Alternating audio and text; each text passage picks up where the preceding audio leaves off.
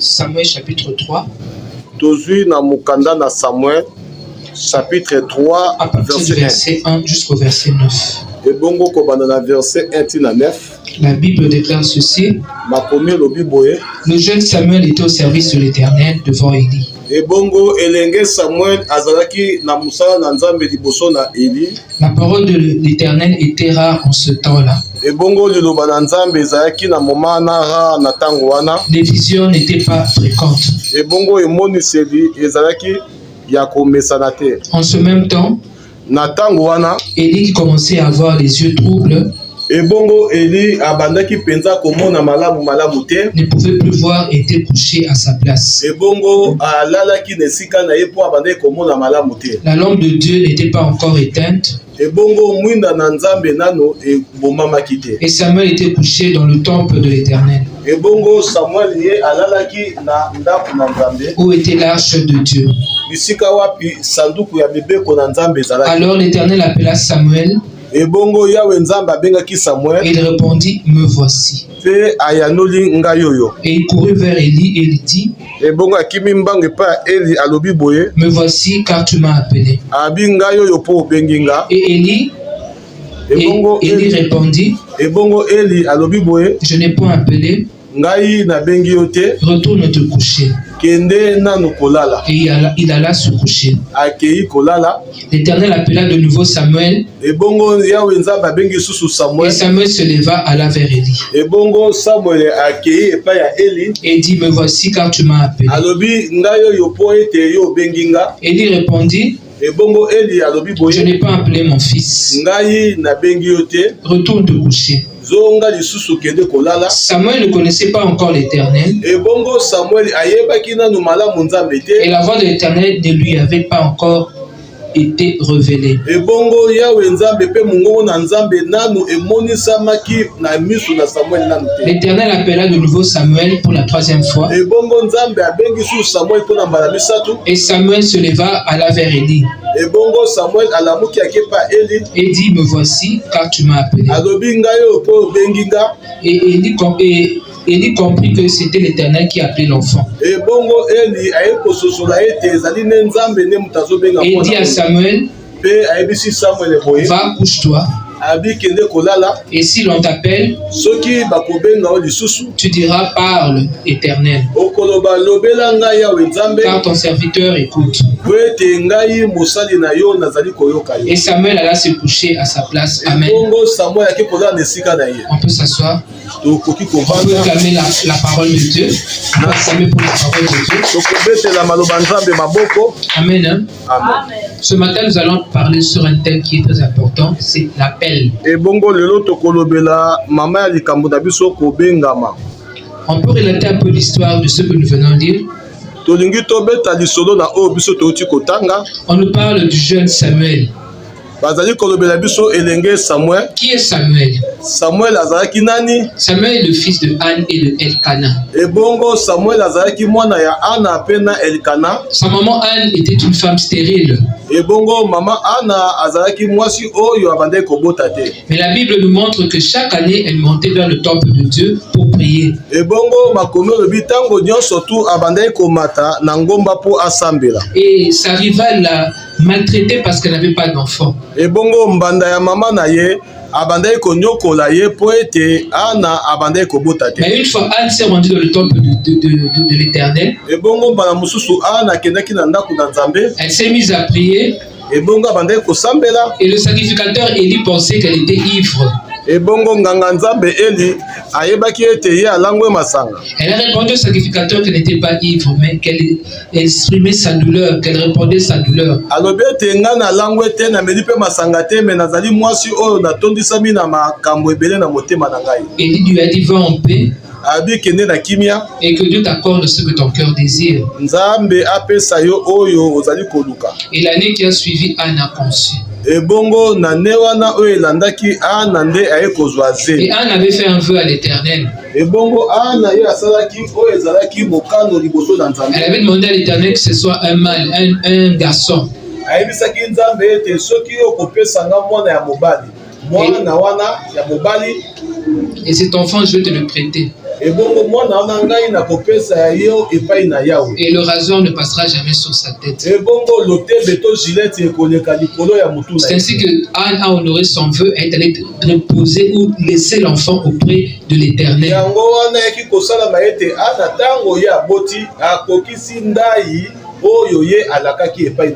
Mais c'était pas ça encore notre fait. Les enfants d'Élie, Ophni et Phinès ne respectaient plus l'Éternel.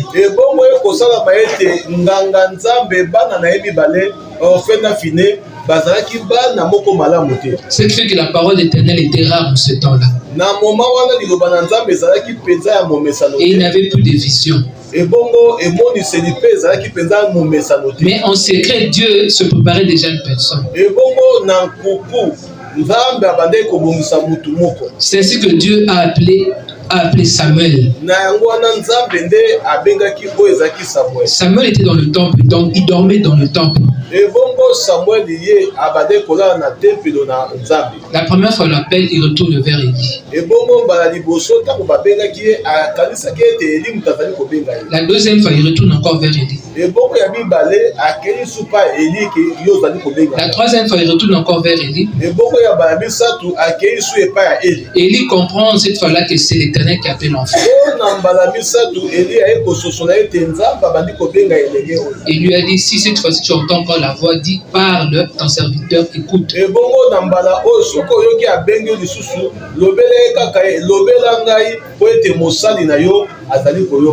Mais c'est quoi l'appel?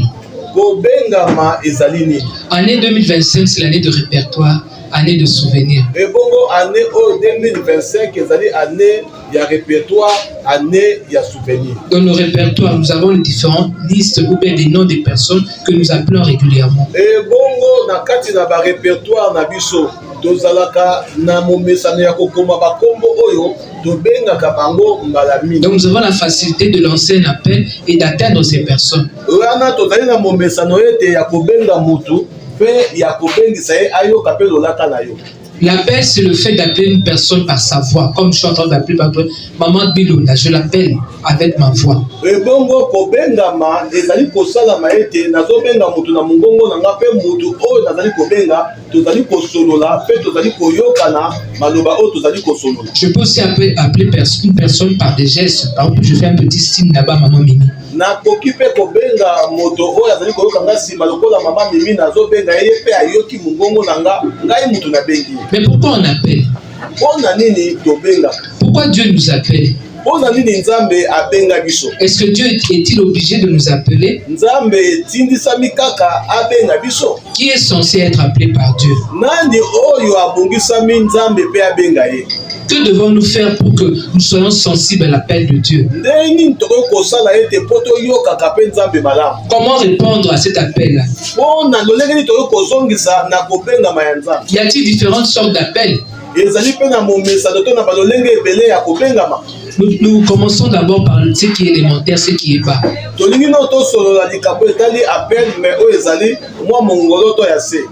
Généralement, maman qui est derrière là-bas, lorsqu'elle a besoin de nous, elle nous appelle.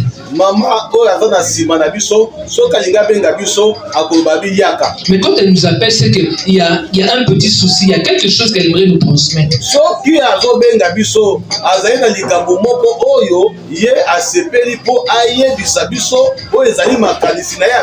Elle aimerait nous transmettre quelque chose. C'est soit de donner des directives, soit des corrections, ou nous expliquer des choses qu'on ne connaissait pas. Lorsque nous appelle, c'est-à-dire il y a peut-être un ça ne va pas.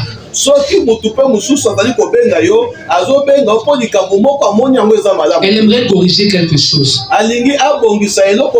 Parce que le souci d'une maman, c'est quoi? C'est que ses enfants aillent de l'avant.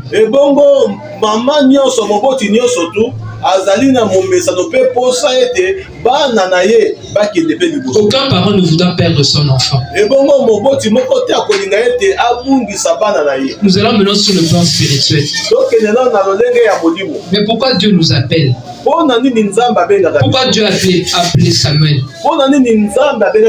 Parce qu'il avait des projets. Il avait des projets pour Samuel. Dieu a vu que dans une certaine période, il fallait qu'il y ait quelqu'un pour jouer un rôle.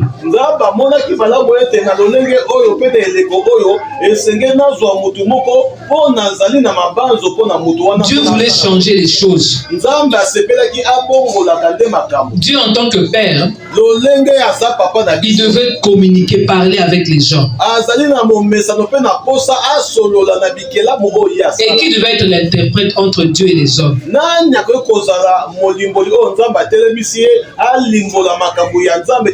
Il fallait qu'il y ait une personne. Et cette personne avait déjà été préparée. Parce que Dieu connaissait Samuel avant même qu'il ne naisse.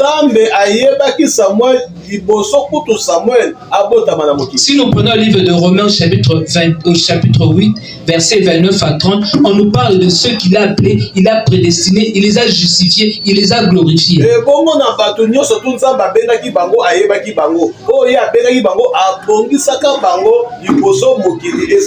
Lorsque Dieu nous appelle, c'est qu'il y a un danger. Il voit déjà qu'il y a un danger. Et il aimerait nous faire sortir de ce danger-là. Et il commence à nous appeler. Il commence à nous appeler pour que nous comprenions, que nous puissions savoir que nous sommes en train de courir un danger.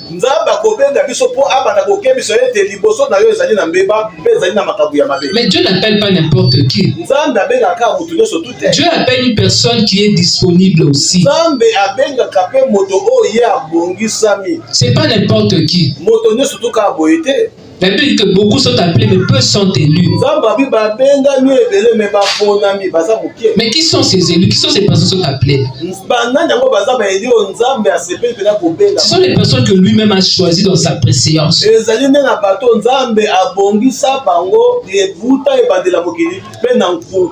Lui, il les a mis à part pour lui. Et nous voyons que ces personnes ne vont jamais échouer.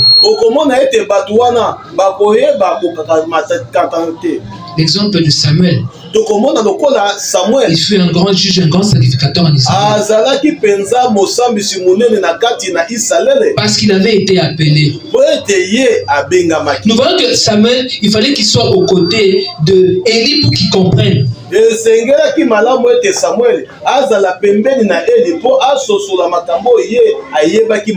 Il dormait dans le temple. Mais il ne connaissait pas la voix de Dieu. Il avait besoin d'Élie qui avait les yeux troubles pour l'aider.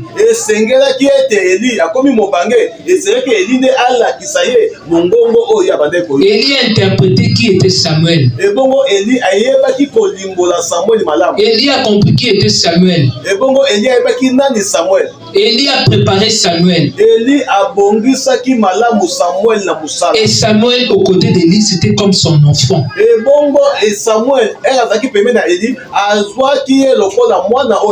Élie était le coach de Samuel, le mentor. Si nous voulons être grands, si nous aspirons à devenir grands un jour, soyons petits aux côtés de nos papas spirituels. Apprenons aux côtés de papa. Parce que ce sont eux qui nous connaissent mieux que nous. Ils savent lire ce qui est en nous. Ils savent nous guider. Ils savent nous orienter. Et nous éviter certaines erreurs.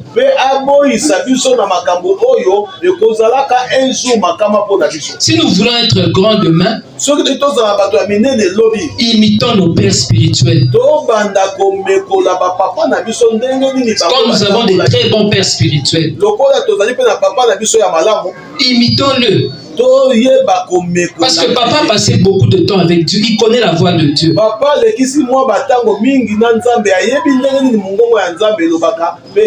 Dieu peut nous parler peut-être au travers d'un songe, mais généralement nous ne comprenons pas. On recourt à papa.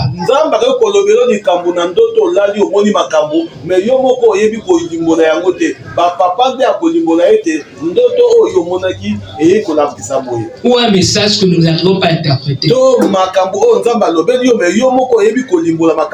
Comme Samuel, il ne connaissait pas la voix de Dieu. Jésus a dit que je connais mes brebis. C'est dit mes brebis entendent ma voix. Qui va nous aider à comprendre l'appel de Dieu?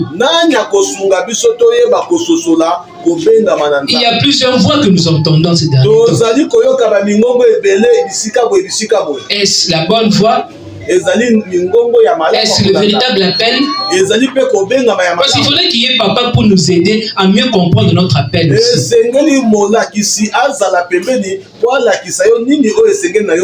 On doit avoir un père spirituel, c'est-à-dire nous sortons de quelque part. On ne peut pas s'auto-proclamer comme ça, pasteur, sans pour autant être sorti de quelque part.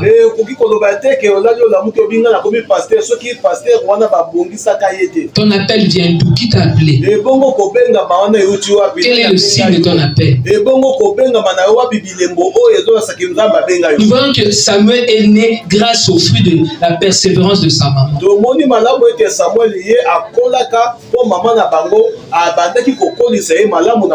Donc l'appel vient aussi plus nous demeurons dans l'intimité avec Dieu.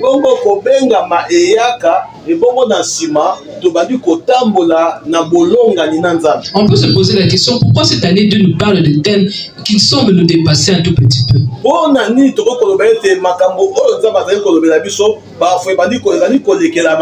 Il nous parle du figuier, maintenant l'appel.